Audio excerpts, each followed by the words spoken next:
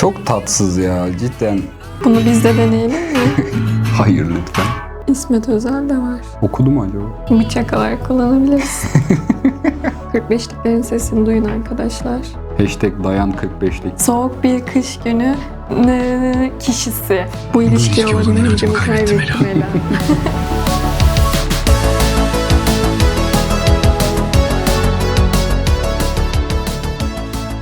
Herkese merhabalar, ben Bravo. Ben Oblamo. Bugün sizlerle TikTok ve Reddit'ten aldığımız bazı videolara tepki vereceğiz. Hadi başlayalım o zaman.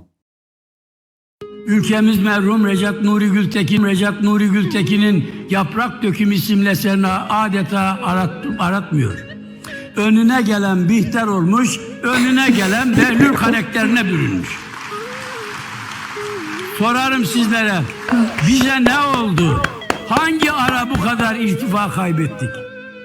Bu hallere nasıl düştük? Ülkemiz merhum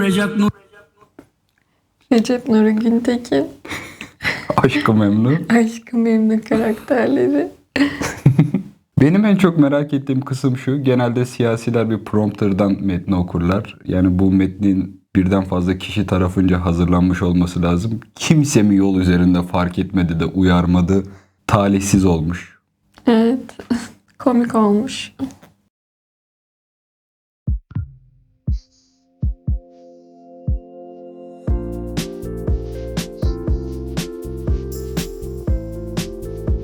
Sen de öğrencileri. Hayır. İnşallah böyle görmüyorlardır beni. Böyle şalımı iyi atıp. Bilmiyorum, bu öğrencilerle video çekme konusunda şu an çok fazla akım var. Özellikle köy okullarına falan video çekiyorlar. Ne çocukların ne ailelerinin izni alınıyor bu konuda. Bana çok mantıklı gelen şeyler değiller öğrencilerin internette prim amaçlı kullanılması. Yani bir de fazla özgüvenli galiba. Evet, sen de yapsana şöyle şalını. Yok şalından değil de hani edebiyat öğretmeniniz çok havalı. Ahmet amca Tanpınar değil mi? Edebiyat öğretmeni. Abi bu susayınca su içenler neyin şovunu yapıyor pardon? Tamam kardeşim en hidroelektrik santrali sensin. Abi bu susayınca su içenler neyin şovu? Bu çok iyi bir örneği olmamış ama Nefi cidden Türk Edebiyat tarihinin en büyük diss ustası olabilir herhalde. Yani Nefi bugün yaşasaydı Sagopa ile Ceza muhtemelen bir yerde hademelik yapıyordu. İlhamda bir yer kaplıyor. Oo. Küçükken bu filmi o Lemonade kadar Mouth. çok seviyordu ki filmden ilhamda koca bir kitap yazmıştı. Neyse görüyorsunuz çok mutlu. Şimdi nasıl çaldığını göstermek istiyor. Evet. Ah, geldi Crossley. Senin görüşlerine mesela plak dünyasına evliliğimizden sonra adım atmış bir insan olarak, yeni öğrenen bir insan olarak bu görüntüde Çok kötü tuttu plağı. Direkt dikkat çeken kısmı oydu zaten. değil mi? Geçenlerde bu konu hakkında bir shorts hazırlamıştık. Plaklar nasıl tutulmalı diye. Orada bahsettiğimiz bir konuydu bu. Kısaca özetleyecek olursak plağın üzerindeki oluklara parmağınızı değdirirseniz parmağınızın üzerindeki yağ ve tozlar plağın oluklarına zaman içerisinde dolacak ve hem plağınızın ses kalitesini düşürecek hem de zamanla iğnenizin ucuna zarar vermeye başlayacaktır. Burada bununla birlikte genelde Reddit'te r/Vinyl Jerk'te bol bol gördüğümüz Crossley marka bir pickup görüyoruz. Bu konuyla ilgili ileride konuşma niyetim var ama burada yine kısaca konuşacak olursak plaklar elbette çok güzel bir hobi. Pickup edinmek hoş bir şey. Kenarda duruşu bile açıkçası bir estetik katıyor odaya. Ama eğer ses kalitesi üzerine düşünecek olursak kötü bir marka pickup alıp bunun üzerindeki universal iğneyle plak dinlemektense orta kalite bir kulaklık alıp Spotify ile müzik dinlemek sizin için çok daha kaliteli bir ses sunacaktır. O yüzden bu tarz bir dinlemenin çok kötü bir yatırım olduğunu söyleyebiliriz.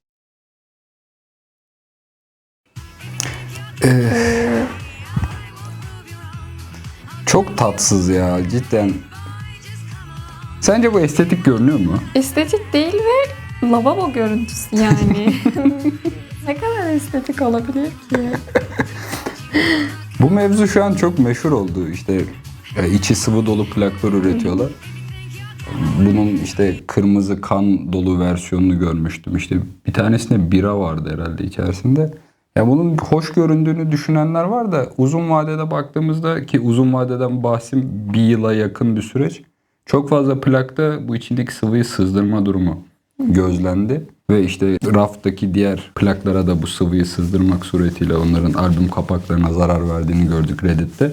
Yani çok akıl kârı bir akım olduğunu düşünmüyorum. Hem de fiyat olarak çok yüksekler. Ses kaliteleri normal baskılara göre oldukça düşük. Ve çok çirkin görünüyor ya. Kötü.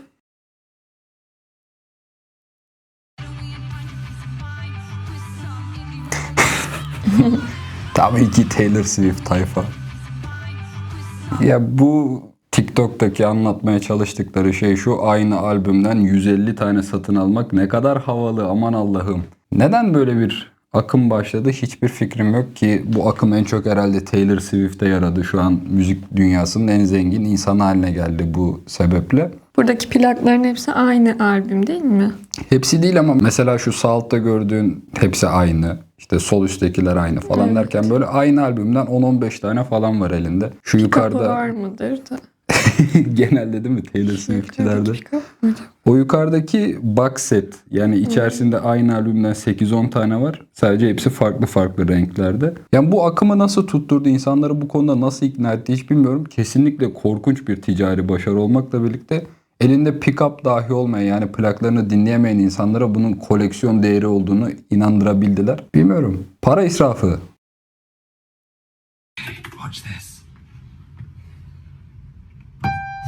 G geldi. Bu benim ergenliğim makyaj kısmı hariç. Böyle bir akım vardı, G Noted diye, işte ansızın bir yerde Black Parade'in ilk notasını duyup da birden böyle işte eskilere gitmek diye. Hatta bunun aynısından biz de yapalım bir tane. Yapalım.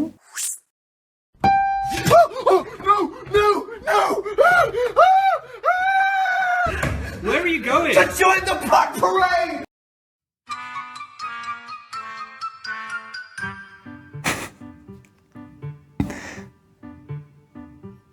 Aa, Canım acıdı.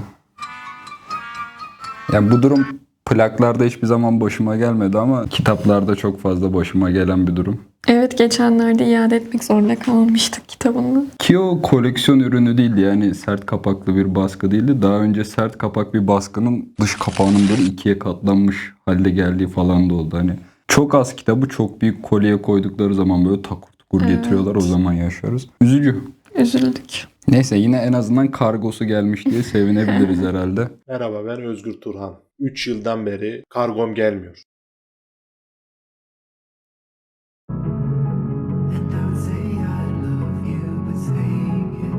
Trip.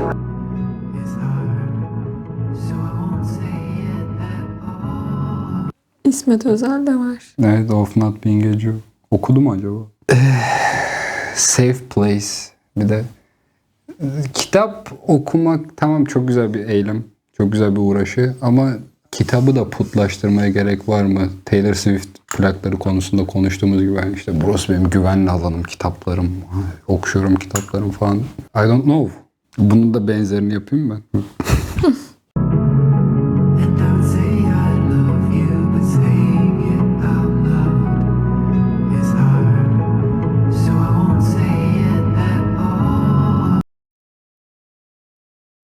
Will this play my vinyl record?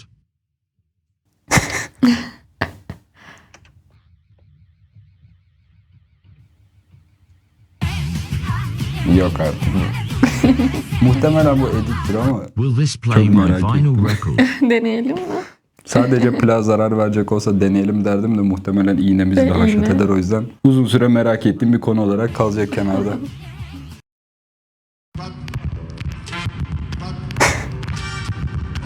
Değişik bir mix türü.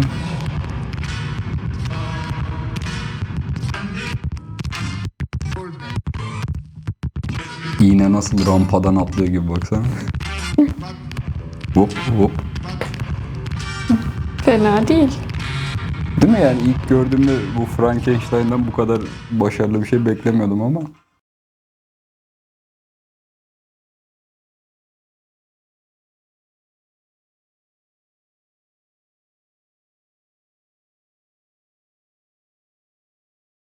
Bu arada güzel olmuş. Çok tatlı olmuş bence de. Lavabo gideği görüntüsünden çok daha iyi. İnternette bu tarz uğraşılarla çok fazla dalga geçiyorlar ama eğer hani kullanılamayacak durumda bir plak üzerine yapılıyorsa bence çok da sıkıntılı bir durum değil. Evet, güzel de görünüyor. Evet, duvarımda olsun isterdim. Robert Smith'i severim.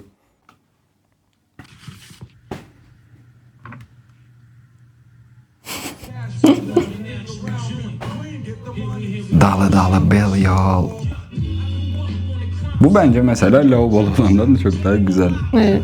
Yine eğer işlevsellik konuşacaksak hani çok büyük bir kısma şarkı basılamadığı için boşa gidiyor ama Estetik olarak göreceli konuşuyoruz. Mesela o diğer plak bize güzel görünmemişti ama bu bize estetik geliyor. Şimdi bunu estetik bulmayanlar da olabilir tabii ki. karşımıza bekleriz o zaman. Wu-Tang is for the children. Eğer içeriklerimizi beğendiyseniz ve sanatla ilgileniyorsanız abone olmayı unutmayın. O zaman sıradaki video gelsin. Sahaflardaki 45'liklerin hali. Geldi Victrola. 45'lik adaptörü kullanmak. Arkadaşlar 45'lik adaptörü kullanın. Bunları kaybetmeyin lütfen. Ki orada da var aslında arkada ama. 45'lik nasıl oynuyor baksana ortada. Dans ediyorum. Muhtemelen rage bait olsun diye çekmiştir ama yine de düştüm. Başarılı bir rage bait. Sahaflardaki bu durumdaki 45'liklere ben çok üzülüyorum. Yani 45'likler fiyat olarak düşük diye çok düzgün koşullarda saklanmıyor. Genelde üst üste böyle kasalara Hor atıyorlar. kullanılıyor. 45'liklerin sesini duyun arkadaşlar. Hashtag dayan 45'lik.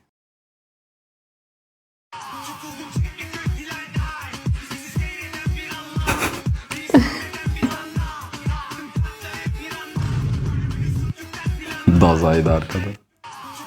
Darbukatör Dazay.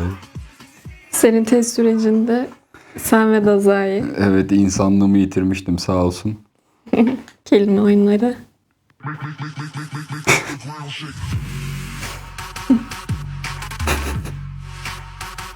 Ahmet Haşim cidden böyle kaba bir adam olsa ya. Ya bu arada bu konuda halen tartışmalar olduğunu görüyorum.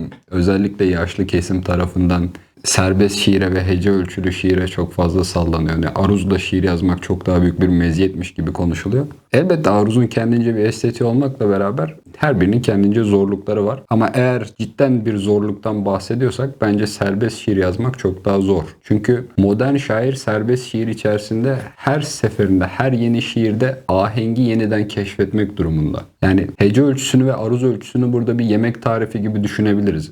Eğer tarifi doğru uygularsan 3 aşağı 5 yukarı ortalama yenilecek bir yemek ortaya çıkarabilirsin. Ama gerçek ustalık nerede yatar? Elinde tarif olmadan kendine özgü bir şekilde orijinal bir tat ortaya koyarsan o zaman usta olursun. O yüzden serbest şiirin daha zor, daha büyük kabiliyet isteyen bir şey olduğu görüşündeyim.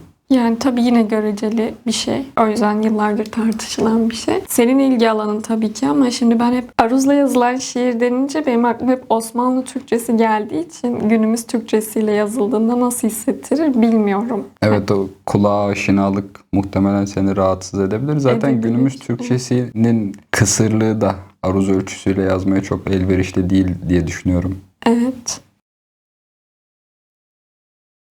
Soğuk bir kış günüydü. St. Petersburg'dan Moskova'ya giden bir trene binmiştim. Haddinizi bilin Avdotya Romanovich Pavlovich.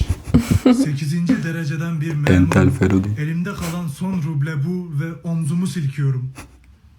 Soğuk bir kış günüydü. Özellikle bu uzun Rus isimlerini okurken ne kadar zorlanıyorduk değil mi? Geçenlerde bir videoda gördüm ve ben bunu sadece benim yaptığımı düşünüyordum ama o kadar çok kişi yapıyormuş ki mesela işte soğuk bir kış günü kişisi.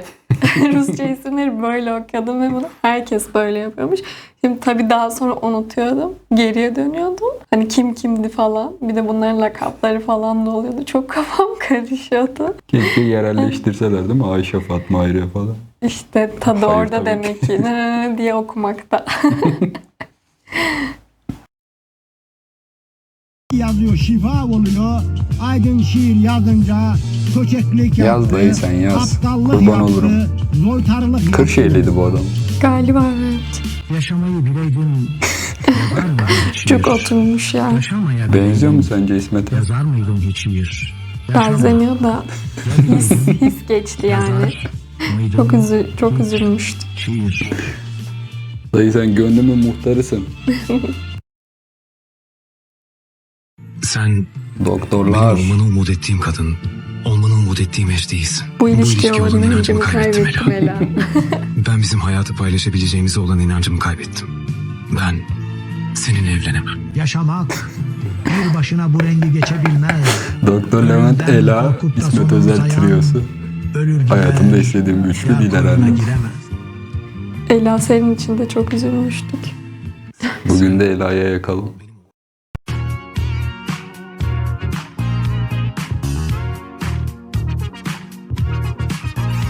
Yanlış hatırlamıyorsam bu kişinin kendi albümüydü. Böyle mizansen oluşturmuş da üzücü. Evdeki bütün bıçaklar kaybolursa deneyebilirim. Hayır yapma. Sunum tabağı da Sunum olmuş. çok iyi olmuş. Fleetwood Mac. Rumors albümü. Aa, Gitti. kırılmış.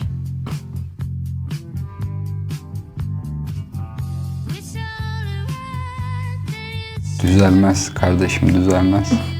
Bıçak olarak kullanabilirsin.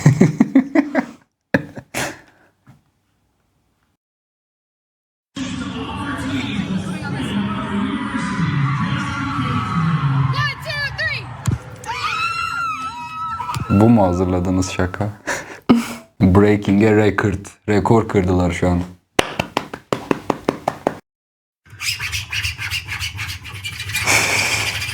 Bunlar da bait. Neden? İşte vinyl jerk'te upvote almak için yapıyorlar. Here's an old school way to play your records backwards. Yani mümkün de gerek var mı? Alright, so this only works with certain turntables. You take your record and you take a roll of tape, put that on there, put the record on top, and you got to make sure it's centered on the tape. Head shell'i And then you döndürecek. take your head shell, you flip it upside down and put it back on, and then you crank your weight on your tone arm way up.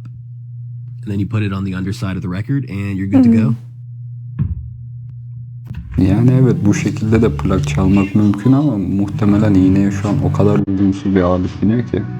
Yer çekimiyle kapıştırmak zorunda.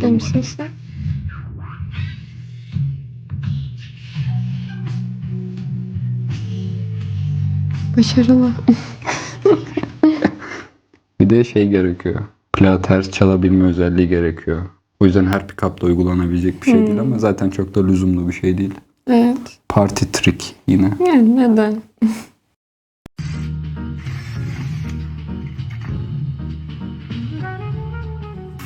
Şu One Minute Craft tayfaya bayılıyorum ya. Yani lüzumsuz işlerini yapıyorlar.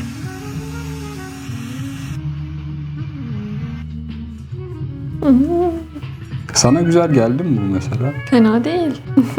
Bir de hiç geçirgen değil ya, tavan kısmı falan çok karanlık olur aslında. Zifiri siyah bir şeyden. Yani kullanışlılığa bakılmamış, daha çok görüntü olarak yapılmış da. Muhtemelen şeffaf bir plakla yapılsa çok daha verim alınır ama yapmayın. Kalsın.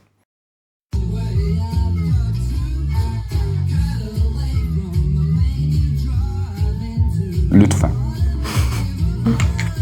Sallanıyor. Tonarm nasıl gidiyor baksana. Oo.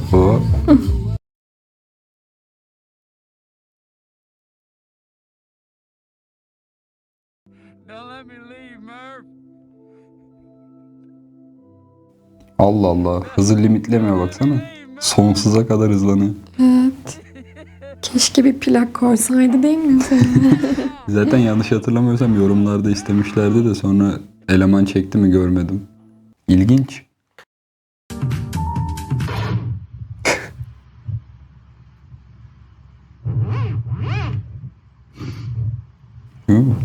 DJ Cat.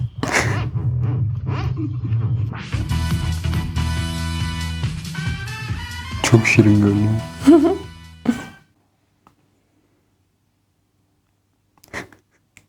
Plak koleksiyonerlerinin kabusu. Muhtemelen geri dönüşüme gidiyorlar ama.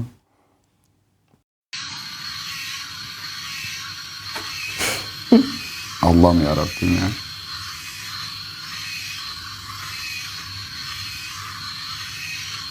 Sesi nasıl acaba?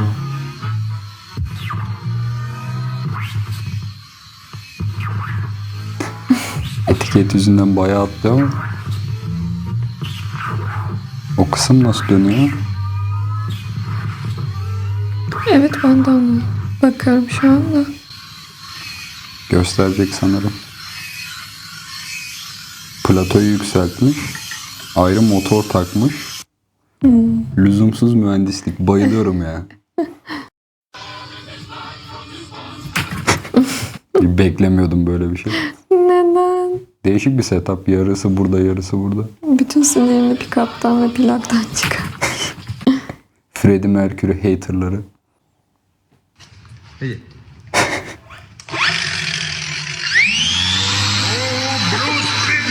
Patlak ya. Sıçradı. İş yeri eğlenceleri.